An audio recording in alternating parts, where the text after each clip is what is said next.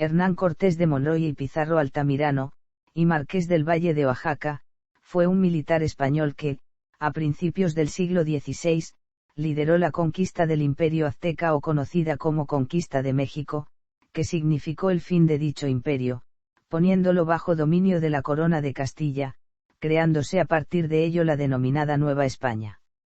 Nació en la ciudad extremeña de Medellín, en el seno de una familia de menor hidalguía.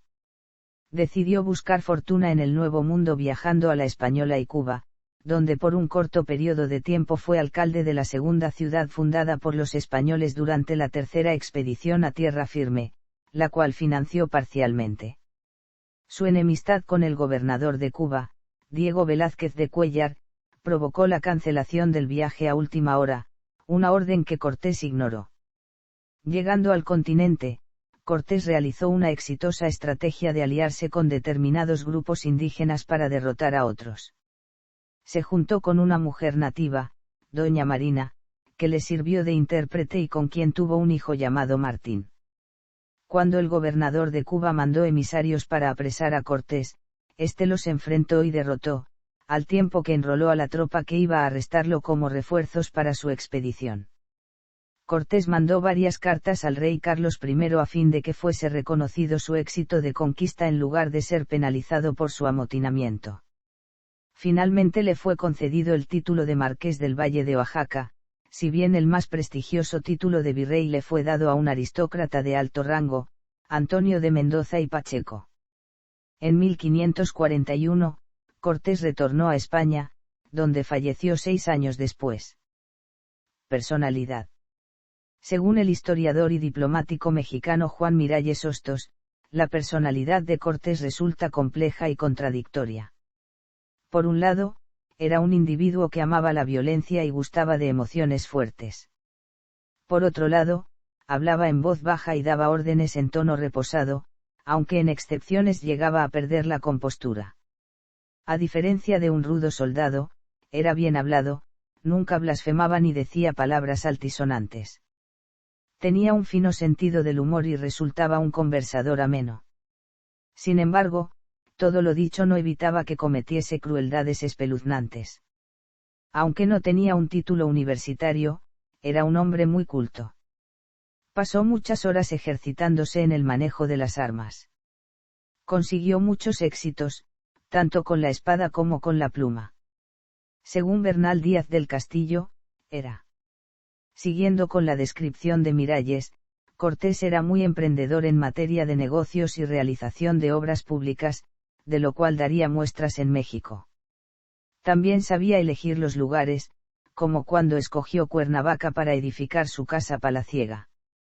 En ninguno de los escritos, incluso los que son obra de sus acérrimos enemigos, se dice algo de que le hubiese faltado el valor. Para Miralles, Cortés se crece frente al peligro. En reiteradas ocasiones serán acciones personales suyas las que decidan victorias militares.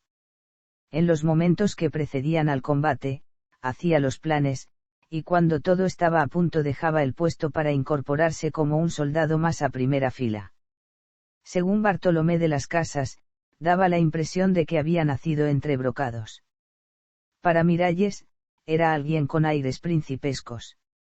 Solía vestir con elegancia sobria, con un jubón negro y 2 medallas, una con la Virgen con el Niño y otra con San Juan Bautista, completando todo con unas lazadas de oro. En cuanto fue investido como alcalde de Santiago se puso un sombrero con plumas y se hizo tratar como señoría. Cortés tenía fama de mujeriego, tuvo 11 hijos de 6 mujeres, 4 de ellas eran nativas de Mesoamérica, entre estas la Malinche. Se desconoce cómo le afectó psicológicamente la muerte repentina de su primera esposa, Catalina Suárez Marcaida, pero lo cierto es que, al principio, no quiso casarse con ella y la consideraba una mujer débil de salud e inútil para llevar la hacienda.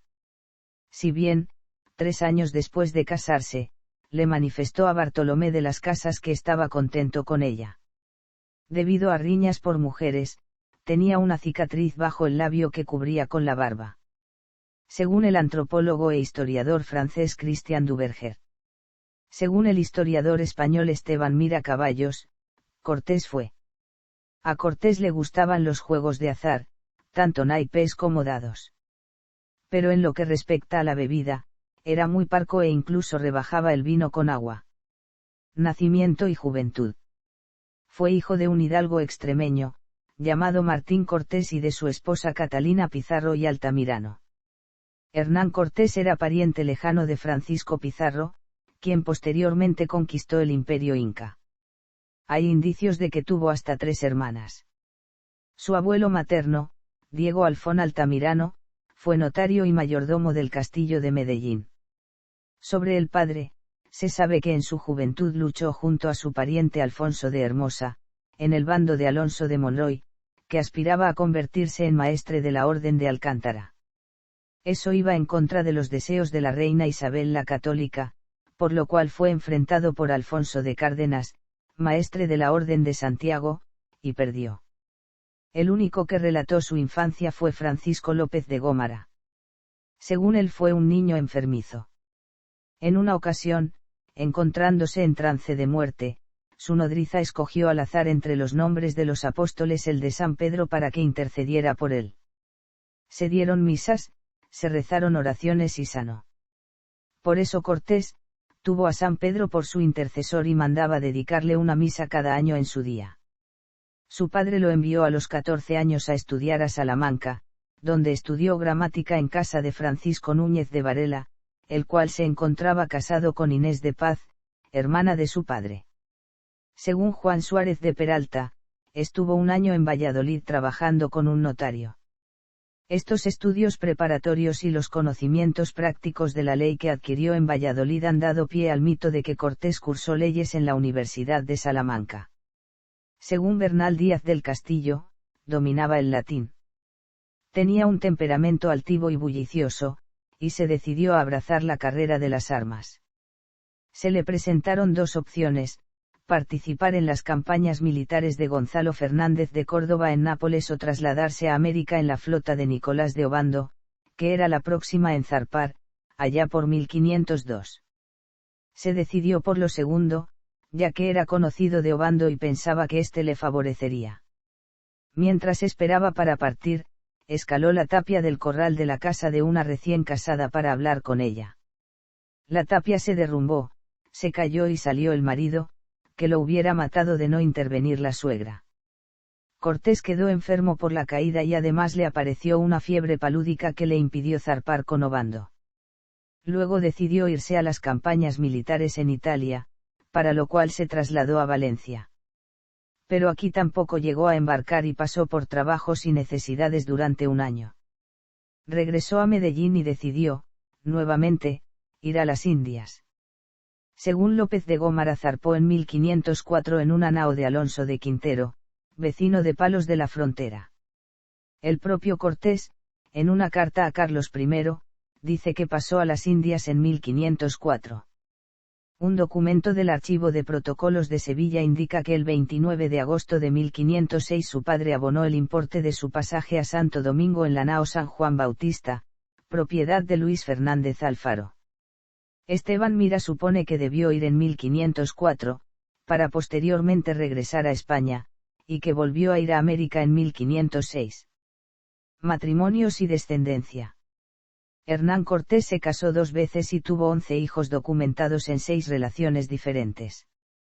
Su primera esposa, Catalina Suárez Marcaida, contrajo matrimonio con él en 1512 y falleció el 1 de noviembre de 1522. Previamente y durante este enlace, Cortés tuvo 5 hijos extramatrimoniales. Catalina Pizarro, nacida en 1514 o 1515 en Santiago de Cuba, o quizás más tarde en la Nueva España. Su madre fue Leonor Pizarro, probable pariente de Cortés. Fue legitimada junto con sus hermanos Martín y Luis en una bula papal de Clemente VII en 1529. Martín Cortés Malintzin nacido en Coyoacán en 1522.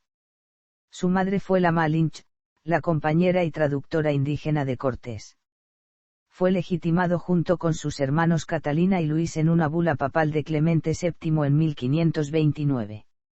Luis Cortés, nacido en 1525, hijo de la española Antonia o Elvira Hermosillo, y quien también será legitimado junto con Martín y Catalina. Se casó con Guiomar Vázquez de Escobar, sobrina del conquistador Bernardino Vázquez de Tapia. Leonor Cortés y Moctezuma, nacida en 1528 en Ciudad de México. Era hija de Tecuichpoichcaxochitl, quien fuera bautizada con el nombre de Doña Isabel de Moctezuma, a su vez hija de Moctezuma II Ocoyotzin. Rechazada por su madre desde el nacimiento, fue su padre quien la reconoció posteriormente. Se casó con el vasco Juan de Tolosa, conquistador de Zacatecas. Fue suegra de Juan de Oñate, fundador de Nuevo México. María Cortés, hija de una princesa mexica cuyo nombre se ignora. Bernal Díaz del Castillo menciona que nació con alguna deformación en abril de 1528. Cortés contrae segundas nupcias con Juana Ramírez de Arellano y Zúñiga, hija del conde de Aguilar de Inestrillas y sobrina materna del duque de Béjar. Juana se establece en el pueblo de Cuernavaca, viviendo en el palacio construido en 1526. De este matrimonio nacieron 6 hijos. Luis Cortés y Ramírez de Arellano, nacido en Texcoco en 1530 y fallecido poco después de nacer. Catalina Cortés de Zúñiga, nacida en Cuernavaca en 1531 y fallecida poco después de nacer. Martín Cortés y Ramírez de Arellano, nacido en Cuernavaca en 1532. Sucesor de su padre como marqués del Valle de Oaxaca. María Cortés de Zúñiga, nacida en Cuernavaca entre 1533 y 1536. Su padre había pactado su casamiento con Álvar Pérez Osorio, hijo del marqués de Astorga, sin embargo, estos cancelaron en el último momento, causándole un grave enfado a Cortés, del que incluso se presume le causó la enfermedad de la que muere. Después María se casó con Luis Fernández de Quiñones y Pimentel, conde de Luna. Catalina Cortés de Zúñiga, nacida en Cuernavaca entre 1533 y 1536. Fallecida soltera en 1565 en Sevilla después de morir su padre. Juana Cortés de Zúñiga, nacida en Cuernavaca en 1538. Se casó en 1564 con Fernando Enríquez de Rivera, duque de Alcalá. Carrera. En la Española, participó en una campaña contra los caciques haitianos en las regiones de Higuey, Bauruco, Deiguao, Llutagna, Zuaragua y Amguayagua. Como recompensa, el entonces gobernador Nicolás de Obando le dio tierras y un puesto de escribano público en Azua. Conquista de Cuba. En 1511 Diego Velázquez de Cuéllar reclutó a Cortés para la conquista de Cuba, como secretario del tesorero Miguel de Pasamonte, con el fin de administrar el Quinto Real. Recibió en encomienda a los indios de Manicarao y pudo desarrollar su ganadería y explotar las minas de oro cubanas. Cortés comenzó a cortejar a Catalina Suárez Marcaida y se convirtieron en pareja. Cortés le prometió matrimonio pero luego se arrepintió. Ella le exigió el cumplimiento de la palabra dada. Diego Velázquez, a su vez, era pareja de una de las hermanas de Catalina, aunque no tenía intención de casarse con ella. Catalina le pidió a su hermana que interviniese ante Velázquez y éste, para complacer a su amante, exigió a Cortés que cumpliese la palabra dada y se casase con ella. Las quejas contra el gobierno de Velázquez fueron en aumento y los agraviados decidieron hacer llegar a la audiencia una serie de memoriales denunciando sus manejos. Cortés se habría ofrecido a llevar estos memoriales a la Española. Una versión dice que fue apresado por este motivo. Consiguió evadirse y se refugió en una iglesia, tras lo cual fue hecho prisionero de nuevo por el alguacil Juan de Escudero, ayudado por otros. Lo encerraron en las bodegas de un barco, pero escapó de nuevo. Finalmente, habría sido perdonado por Velázquez gracias a la intercesión de varios amigos. Otra versión dice que fue hecho prisionero por negarse al casamiento con Catalina. Finalmente, Cortés fue liberado y se casó con ella en 1512. Cortés fue nombrado alcalde de Santiago de Baracoa. No vivirá con Catalina hasta que se asiente en Santiago en 1515. En 1517 Velázquez, ya gobernador de Cuba, encargó una expedición Francisco Hernández de Córdoba, que volvió habiendo descubierto Yucatán. En 1518 mandó otra expedición a la zona al mando de Juan de Grijalva y, como tardaba en llegar, mandó a Cristóbal de Olid a buscarlo. El 23 de octubre de 1518 Velázquez le confió a Cortés el mando de una nueva expedición al Yucatán. Entre los objetivos de la expedición se encontraban, buscar la flota de Grijalva y la carabela de Cristóbal de Olid para, en caso de necesidad, darles la ayuda necesaria, rescatar a 6 españoles que se encontraban en el interior de Yucatán en poder de caciques, averiguar si ya habían predicado el Evangelio en esas tierras, y dar a conocer a los caciques quién era Carlos I señalándoles, al mismo tiempo, la obligación en que estaban de enviarle un tributo. Se trataba de una expedición de refuerzo, pero Cortés empezó a darle la apariencia de una expedición de conquista, provocando la desconfianza de Velázquez. Reclutó un contingente de desocupados, entre los cuales había veteranos de las campañas de Italia. Cortés se gastó en esta expedición toda su fortuna y contrató empréstitos cuantiosos. De los 5 barcos que había en el puerto de Santiago, 3 eran de él y otros 2 lo eran a medias con Andrés Duero y con Pedro de Santa Clara respectivamente. Cuenta Bernal Díaz del Castillo, autor de Historia verdadera de la conquista de la Nueva España, que un bufón de Velázquez, llamado Cervantes el Loco, le dijo a su señor, a la manera de los bufones, a la gala de mi amo Diego, Diego, ¿qué capitán has elegido? Que es de Medellín de Extremadura, capitán de gran. Mas temo, Diego, no se te alce con la armada, que le juzgo por muy gran varón en sus cosas. La conquista del Imperio Mexica. La expedición salió de Santiago el 18 de noviembre de 1518 y pasó por los puertos cubanos de Macaca y Trinidad. Velázquez intentó detener a la flota enviando cartas al alcalde de Trinidad, Francisco Verdugo, pero este vio imposible cumplir la orden. Posteriormente la expedición llegó a Puerto Carenas, de donde partió el 10 de febrero de 1519 con destino a Cozumel. Consistía aquella armada en 11 naves, con 518 infantes, 16 jinetes, 13 arcabuceros, 32 ballesteros y 110 marineros, y según la crónica de Bartolomé de las Casas, unos 200 indios y negros como auxiliares de tropa. Llevaban 32 caballos, 10 cañones de bronce y 4 falconetes. Por capitanes iban Alonso Hernández Portocarrero, Alonso González Dávila, Diego de Ordaz, Francisco de Montejo, Francisco de Morla, Francisco de Saucedo, Juan de Escalante, Juan Velázquez de León, Cristóbal de Olid, Gonzalo de Sandoval y Pedro de Alvarado. Muchos de estos eran veteranos de la Guerra de Italia. En la expedición también fue Alonso de Ávila. Por piloto principal iba Antón de Alaminos con experiencia en las 2 expediciones anteriores de Francisco Hernández de Córdoba y Juan de Grijalva. Primeros contactos con los pobladores. Toma de Potonchán y batalla de Centla. Fundación de Santa María de la Victoria. Fundación de Veracruz. Quema, de las naves. Alianza con los totonacas. Guerra y posterior alianza con Tlaxcala. Matanza de Cholula. Tenochtitlán. Lucha entre españoles. La matanza del Templo Mayor. La rebelión y la noche triste. Sitio y caída de Tenochtitlán. El viaje de Cortés a las Ibueras.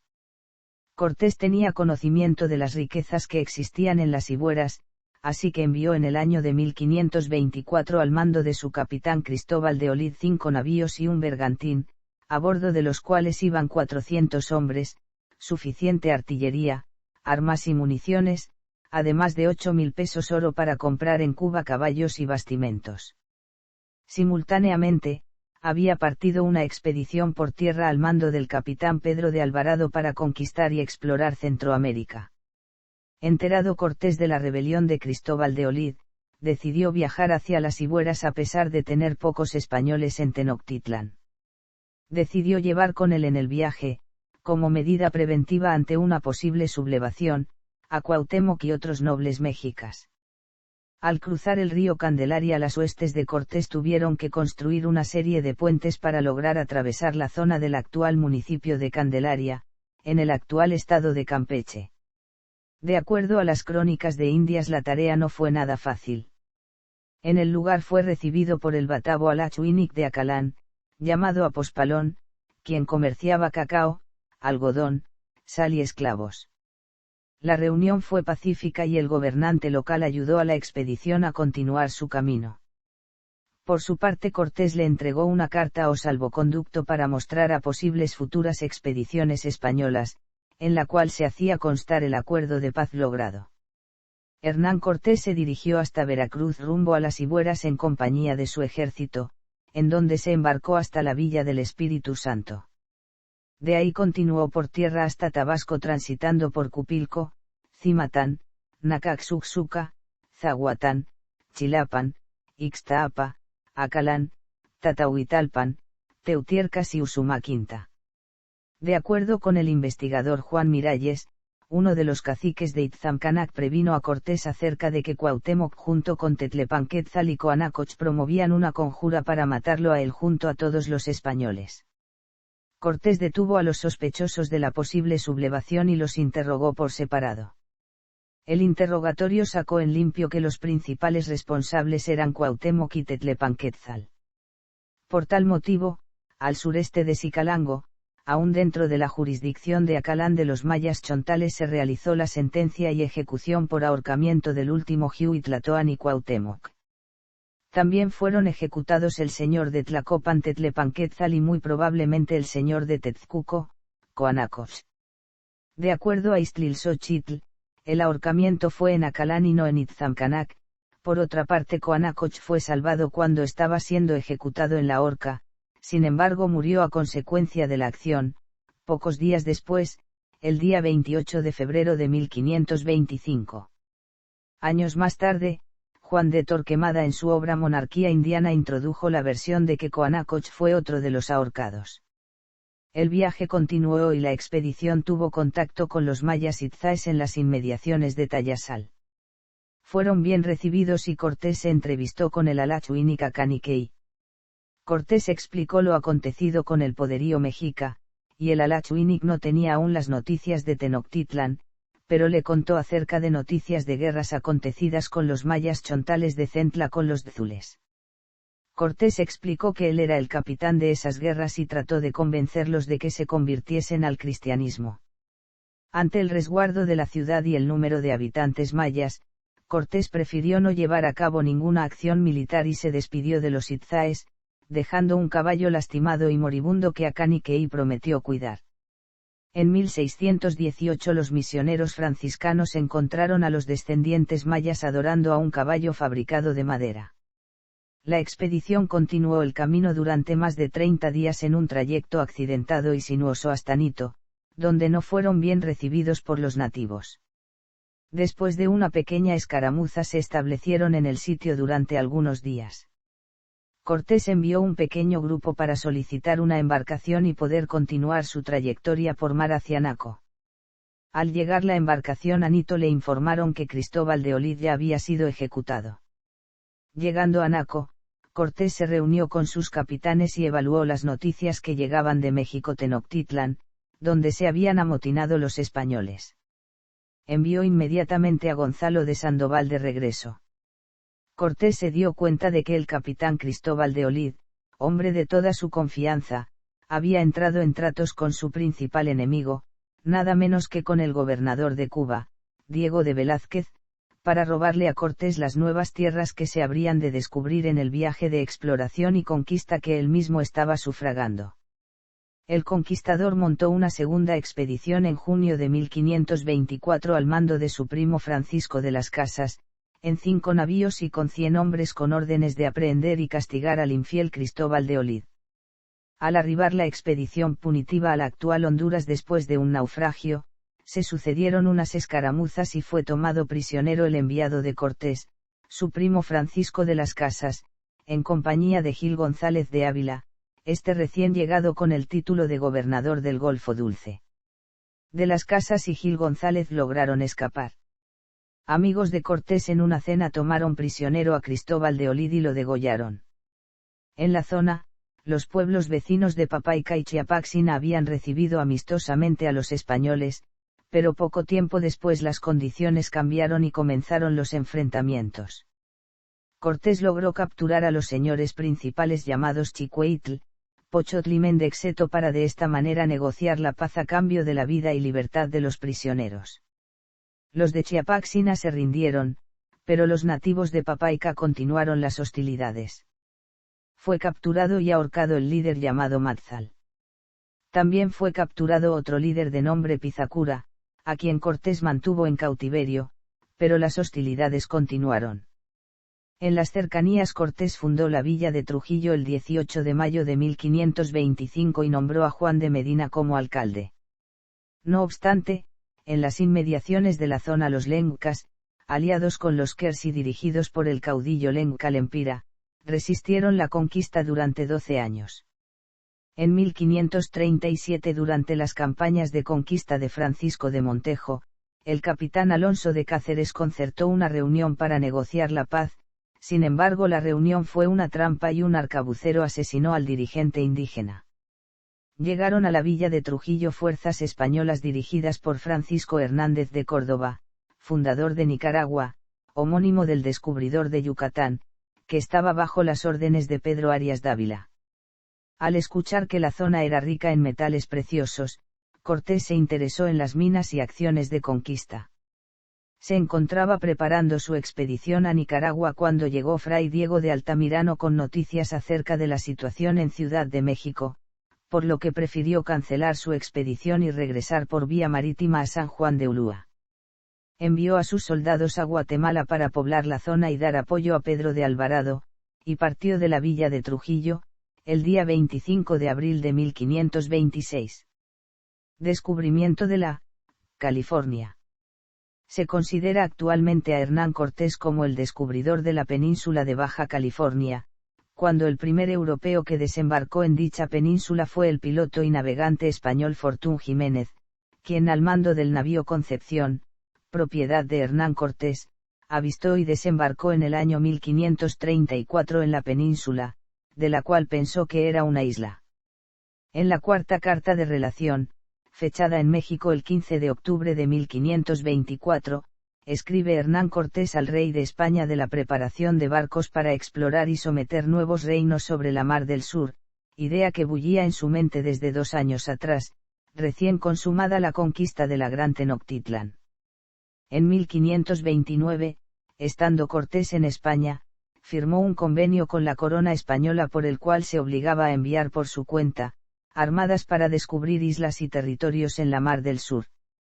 Deseaba encontrar además del dominio territorial y las posibles ganancias en metales preciosos en las nuevas tierras a descubrir, un paso de mar entre el Pacífico y el Atlántico, pues se pensaba que si Fernando de Magallanes había encontrado un estrecho que comunicaba ambos océanos por el sur, también debería existir otro paso por el norte. Ese paso marítimo era el mítico estrecho de Anián. En el mencionado convenio se estipulaba que de las tierras y ganancias que se obtuvieran, 1/10 parte corresponderían al descubridor en propiedad perpetua, para sí y sus descendientes. Expediciones posteriores. La primera expedición. La segunda expedición. La tercera expedición. La cuarta expedición. Fallecimiento y sucesivos traslados de sus restos. En 1541, Cortés retornó a España, donde falleció 6 años después, el viernes 2 de diciembre del año 1547, cuando pensaba volver a sus posesiones americanas. Su muerte se produjo en una casa-palacio en Castilleja de la Cuesta que pertenecía al jurado don Alonso Rodríguez, amigo de Hernán Cortés, en la que el conquistador residió hasta su fallecimiento. Recibió sepultura en el cercano monasterio de San Isidoro del Campo, en la cripta de la familia del duque de Medina Sidonia, bajo las gradas del altar mayor, con un epitafio que le dedicó su hijo Martín Cortés, segundo marqués del Valle. El epitafio decía: los restos mortales de Hernán Cortés fueron inhumados varias veces. Esto se debió, en parte, porque en su testamento cambió varias veces la ubicación del lugar en donde deseaba reposar. Cuando residía en la Nueva España, primero solicitó ser sepultado en la iglesia contigua al Hospital de Jesús Nazareno, en Ciudad de México, hospital que el conquistador había fundado. Posteriormente declaró sus deseos de ser sepultado en un monasterio que había ordenado construir en Coyoacán, una población aledaña a la capital mexicana, monasterio que nunca fue construido debido a que tuvo que partir a España con el fin de enfrentarse a un juicio de residencia al que fue citado. En octubre de 1547, pocas semanas antes de su muerte, había modificado una vez más su testamento para indicar su voluntad de ser sepultado en la parroquia del lugar donde falleciera. En 1550, a los 3 años de su muerte, sus restos fueron cambiados de lugar dentro de la misma iglesia de San Isidoro del Campo, y esta vez fue inhumado justo a un lado del altar dedicado a Santa Catalina. En 1566, y por decisión familiar sus restos mortales fueron trasladados a la Nueva España y sepultados junto con su madre y una de sus hijas en el templo de San Francisco de Texcoco, ubicado en la población de Texcoco cercana a la Ciudad de México. Sus restos yacerían allí hasta 1629. En 1629, a la muerte de Pedro Cortés, cuarto marqués del Valle y último descendiente de Hernán Cortés en línea masculina, las autoridades civiles y eclesiásticas de la provincia española decidieron sepultarlos en la misma iglesia, así que los restos de Cortés fueron inhumados cerca del altar mayor en la iglesia del convento de San Francisco, ubicado frente a la plaza de Guardiola, en la capital mexicana. Allí dejaron grabada la siguiente inscripción: Ferdinandi Cortés osa servaturgic famosa. En 1716 una remodelación del templo de San Francisco obligó a los franciscanos a exhumar los restos y trasladarlos a la parte posterior del retablo mayor, lugar en el que permanecerían durante 78 años. En 1794 las autoridades del virreinato exhumaron nuevamente los restos de Cortés con el fin de cumplir con los deseos del conquistador de México, que en una ocasión solicitó ser sepultado en la iglesia contigua al Hospital de Jesús Nazareno, así que sacaron la osamenta de Cortés del templo de San Francisco, que yacía en su nicho en una urna de madera y cristal con asas de plata y pintado en la cabecera de la urna el escudo de armas de Marqués de Oaxaca. Sus restos fueron trasladados con gran pompa a lo que se creía sería su última morada. Se colocaron blandas de plata sobre el sepulcro y dentro del templo se erigió un zócalo y sobre el zócalo un busto del conquistador. En ese sitio sus restos descansarían durante 23 años. En 1823, a los 2 años de la independencia de México, inició el memorial para honrar a los insurgentes muertos durante la Guerra de Independencia. Los restos de ellos fueron llevados a Ciudad de México, en cuya catedral fueron depositados.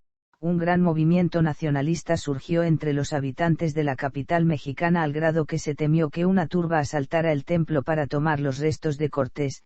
Por ello el ministro mexicano Lucas Alamán y el capellán mayor del hospital desmantelaron la noche del 15 de septiembre el mausoleo. En tanto el busto y demás ornamentos fueron enviados a Italia para hacer creer a los agitadores que los restos mortales de Cortés habían salido del país. En realidad la urna con la osamenta fue escondida bajo la tarima del templo del Hospital de Jesús Nazareno. Durante 13 años los restos permanecieron escondidos allí.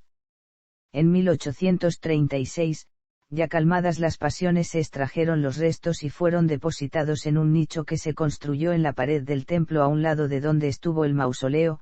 En ese lugar reposaron los restos durante 110 años hasta ser encontrados.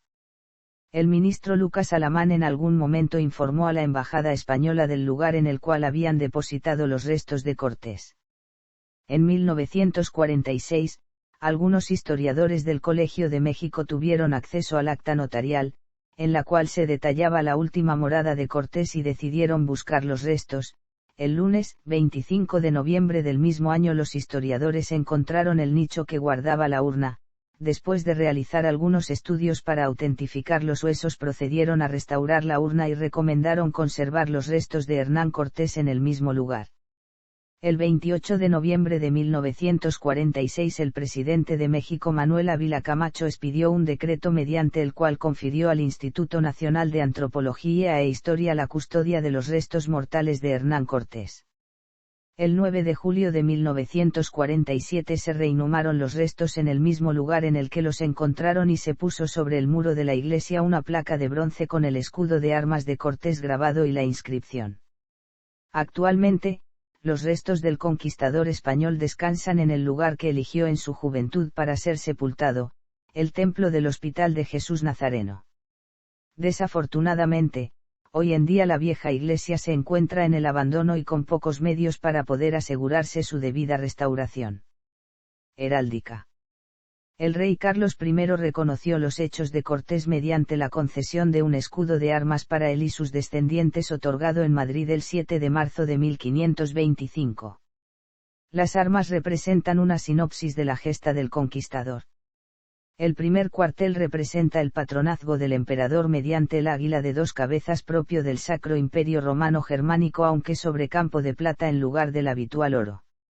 El segundo representa la victoria sobre los tres últimos Huitlatoque o grandes gobernantes de Tenochtitlán. El tercero representa el valor de Cortés y finalmente el cuarto cuartel trae la Ciudad de México Tenochtitlán sobre ondas de azur y plata. La bordura es una pieza habitual que otorga el emperador y simboliza mediante cadenas y cabezas a los líderes indígenas de las ciudades próximas a Tenochtitlán. Timbra el escudo un yelmo, condición de caballero y propio a la condición de Cortés de hidalgo. Posteriormente Cortés modificaría el escudo añadiendo varios símbolos personales. Sobre el todo añadió un escusón con las armas de los Rodríguez de las Varillas, que eran las armas que escogió utilizar como propias de su linaje. El padre de Hernán Cortés, Martín Cortés, aunque llevaba el apellido de su madre pertenecía por vía paterna a la rama extremeña de la ilustre familia Monroy, o más correctamente a los Monroy Rodríguez de las Varillas. Desde que los Monroy se unieron por matrimonio con los Rodríguez de las Varillas, utilizaron desde entonces como blasón una combinación de las dos armas, las de los Monroy, escudo cuartelado, en el primer y cuarto cuartel un castillo de oro sobre campo de gules, en el segundo y tercer cuartel un campo de veros blancos y azules, y las de los Rodríguez de las Varillas, un escusón con las barras de Aragón rodeadas de una bordura con 8 cruces de brazos iguales. Posiblemente por evitar recargar demasiado sus nuevas armas y porque los Cortés no tenían armas propias, Hernán Cortés solo incorporó como referencia a su linaje el mismo escusón que aparecía en las armas de los Monroy, y que como ya se ha dicho, eran las propias de la familia Rodríguez de las Varillas. Posteriormente, siguiendo el ejemplo del conquistador, hubo miembros de la familia Cortés que se apellidaron Cortés de Monroy y que utilizaron el escudo de las barras de Aragón, como fue el caso de Pedro Cortés de Monroy y Zabala, nombrado en 1697 marqués de Piedra Blanca de Huana. Hernán Cortés añadió también posteriormente a su blasón un lema personal, Judicium domini apprehendite os et fortitudo ejus corroboravit brachium miam. Y sobre el yelmo añadió un león alado que algunos de sus descendientes continuaron utilizando. El 20 de julio de 1529 concedió el rey a Cortés el título nobiliario de Marqués del Valle de Oaxaca por lo que pudo timbrar sus armas con corona de marqués además de otros beneficios sujetos a este privilegio. Monumentos y representaciones artísticas en México. En México existen pocas representaciones de Cortés. Sin embargo, muchos puntos geográficos de interés llevan su nombre, desde el castillo en la ciudad de Cuernavaca a nombres de calles en toda la República Mexicana. Uno de los pocos monumentos auténticos de Ciudad de México está en el paso entre los volcanes Iztaccíhuatl y Popocatépetl, por donde Cortés llevó a sus soldados en su marcha a la Ciudad de México. Actualmente es conocido como el Paso de Cortés. El muralista Diego Rivera pintó varias representaciones de él, pero la más famosa, lo muestra como una figura poderosa y siniestra, junto con la Malinche en uno de los murales en el Palacio Nacional en Ciudad de México. En 1981, el entonces presidente de México José López Portillo trató de promover el reconocimiento público de Hernán Cortés. En primer lugar, hizo pública una copia del busto de Cortés hecha por Manuel Tolsá en el Hospital de Jesús Nazareno con una ceremonia oficial, pero pronto un grupo nacionalista trató de destruirla, por lo que tuvo que ser retirado de la vista del público. Hoy en día la copia del busto se encuentra en el Hospital de Jesús en un rincón poco visitado, mientras que el original se encuentra en Nápoles, Italia, en la Villa Pignatelli. Más tarde, otro monumento conocido como Monumento al Mestizaje de Julián Martínez y M. Maldonado fue comisionado por López Portillo para ser puesto en el zócalo de la delegación de Coyoacán, cerca del lugar donde Cortés tuvo su casa de campo. Debido a las protestas públicas, este tuvo que ser trasladado a un parque poco conocido, el Jardín Xicoténcatl en barrio de San Diego Churubusco, cerca del ex convento de Churubusco. La estatua muestra a Cortés, la Malinche y su hijo. Hay otra estatua de Cortés, realizada por Sebastián Aparicio, en la ciudad de Cuernavaca, estado de Morelos. Se encontraba en un popular hotel, el Casino de la Selva. La figura de Cortés es apenas reconocible, por lo que provocó muy poca polémica. El hotel fue cerrado para hacer un centro comercial, y la estatua quedó fuera de la exhibición pública por disposición de Costco, el constructor del centro comercial, y hasta la fecha no está disponible al público. Filmografía. Cine. Series de televisión. Véase también. Cartas de relación de Hernán Cortés. Conquistador. Bernal Díaz del Castillo. Diego Hurtado de Mendoza. Fortún Jiménez. Nuño de Guzmán. Península de Baja California. Origen del nombre de California. Leyenda negra española. La Paz. Hotel de Cortés.